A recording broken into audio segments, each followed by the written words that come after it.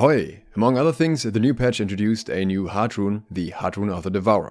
This one is fairly hard to get in comparison because you need to actually win the Sandworm raid to get it, and also you can only get one per week. So if you don't have access to it yet, or you ended up getting one, you may be wondering if the upgrades are worth it and which one of the upgrades is actually good. So let's have a look at it and talk about if it's even worth upgrading in the first place. We can skip straight to the purple version here because that is just an upgrade to the blue version with no trade-off. As usual, the upgrade is fairly pricey in terms of resources. So this has the base effect that you will find on the legendary versions as well, so it's worth briefly talking about. It summons the Devourer up to 15 meters away, so you can kind of choose how far away from you this is. You can also place it right in front of you, dealing 40% Heartrune damage, pushing back and knocking down targets in a 2.5 meter radius as it emerges. And that is then followed by a devastating chomp dealing 100% Heartrune damage to those within a 2 meter radius. The additional effect the purple version applies is a 20% slow for 5 seconds on targets hit by the first attack of the Devourer.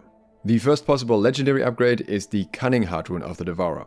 This does the same thing with no downsides as the purple version, but in addition to that it applies Infected Chomp, making the second attack from the Devourer, the Chomp, also deal poison damage, 15% Heartrune damage every second for 7 seconds. So this is either 7 or 8 ticks, not entirely sure about that. The base damage value is slightly higher than in the screenshot now, by the way, because of a buff the Heartrune received. It is now 1380. That may sound like nice damage, but there is a bit of a problem with that. You won't get this damage most of the time. If you actually hit an enemy with the first part of the ability, they will take the 40% damage and none of the other effects. They will not take the secondary chomp damage, and they will not take the infected damage because they will be out of the radius of the Heartrune. So that's obviously a huge problem if you're hoping for a lot of damage from this. The push and knockdown on the ability is simply too strong for anyone actually getting hit by it to stay inside of it, unless they have grit or uninterruptible. In that case, they will actually be hit by the full damage, but in comparison I think this will be relatively rare, so not that relevant and applicable in most situations. There is an alternative option though, which is the Brutal Heartrune of the Devourer. This one, instead of pushing enemies away and knocking them down, will now pull them in.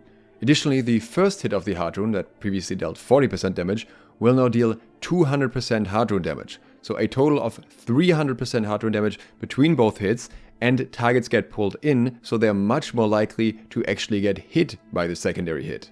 This technically is a bit of a mini graph well, so it's interesting in that regard. The problem with it is that the pull is very short, and unlike a graph well, it doesn't hold you in place at all. You just immediately walk away from it again. I could imagine that this could be more effective if you're able to chain multiple of these pulls together from, for example, a graph well as well as the Heartrune, but generally in most situations it does not feel as dangerous as a graph well in comparison. We'll talk about the overall damage in a bit, but let's first look at the third option here. That is the Stalwart Heartrune of the Devourer, which in my opinion may be the most interesting option. So this has the same effect as the purple version or as the poison option, only that in this case you have the knockdown and you also have the follow-up attack, but instead of getting poison on the follow-up attack, you gain uninterruptible to staggers for 5 seconds after the Devourer damages a target. In return, you become inflicted with Weaken, reducing your damage dealt by 20% while active. Uninterruptible is an extremely strong perk. It's part of why people love the headset so much. It's also something that greatsword users have found more interest in lately through Roaring Rupture. It's basically grit that doesn't require you to be mid-animation in order to utilize it. The self-weaken makes this a little bit worse, but is something you can maybe overlook, for example with a Great Axe, where you have a lot of self-empower and you easily go overcap with certain builds, so it would be okay. But then you also have to consider the overall impact. Especially the Stalwart version is something that you have to use very carefully in large-scale PvP because you may be knocking people out of graph wells if you're not careful with it. So it's probably more applicable in 1v1 scenarios. But in that case, and if you're after the damage as well, you could go for a Brutal Heartrune of Stoneform instead, where you get both stagger and crowd control immunity for 5 seconds, and also usually get higher damage out of it unless the double hit from the Devourer happens, which is not very often. You also don't get a self-weaken and get a fortify instead, so a lot more going for the Stoneform here, and you really have to want the knockdown from the Devourer Heartrune to value that more. Now the knockdown is nice, don't get me wrong, it's interesting for chasing especially, because you can kinda knock people in your direction a bit, angle it a little bit, and kinda close the distance, and you apply a little bit of a slow to them as well. So that could come in handy, but again, you'd have to have a very specific playstyle with very specific usage to really make full use of this. I also want to show you the damage values a little bit. Here are some test values from the PTR with some mitigation applied and everything, just to have the Heartrunes in comparison. In these cases, the damage from Chomp didn't apply because it simply missed after the knockdown. If we use the actual base value provided and the multipliers, then we can see that the total damage with the Brutal Heartrune of the Devourer should be 4140 if you connect everything. With the Stalwart version that gives you uninterruptible, it should be 1932. And with the Cunning version, including the full dot that it applies, is 3381 damage. If we look at the Chomp only though, it's 2760 damage for the Brutal one and 552 for the others. If we compare that to the damage of Brutal Detonate, that comes in at 5231. This is different of course, because you apply a self-rend with that now, it gives you some movement speed for the ramp up and everything else, but it's still something worth looking at when we're looking at the damage output, because Brutal Detonate at its base already does more damage than the strongest version of the Brutal Heartrune here.